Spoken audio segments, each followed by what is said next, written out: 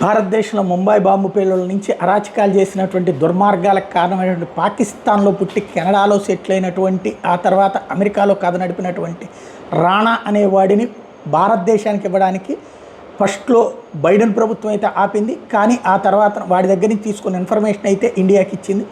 దాని కారణంగా మనం ఇక్కడ కొంతమంది దేశద్రోహులను పట్టుకోగలిగాం.